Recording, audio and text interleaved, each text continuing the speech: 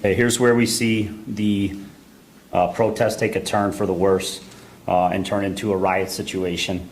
A lot of these individuals put up umbrellas and hid behind those banners among the foliage down the hill, shielded from our officers' sight who were on the ground. And as you can see where the arrow is pointing out, this is just showing an individual changing from his clothing into all black clothing. And you'll see as the video progresses how they form up and march toward the statue. So here again, a lot of the protesters are moving in front to shield this group who are all changing clothes and preparing weapons to be thrown at the officers who are standing at the statue, which is approximately half a block away. From this video on the back end is a lot of the bicycles that are forming a wall around the bicycle behind.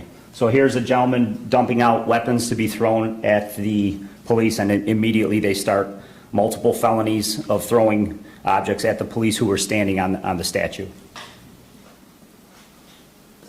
We've seen frozen water bottles, frozen cans of different types of substances, rocks, explosive devices, and then obviously here comes the PVC with the banner that was broken apart and then jabbed at the officers. I want to point out that we've had multiple protests at the statue prior to this event that were all peaceful. Yes, and we see this umbrella shielding of tactics, not just across the country, across the world. We've seen this in Hong Kong and China.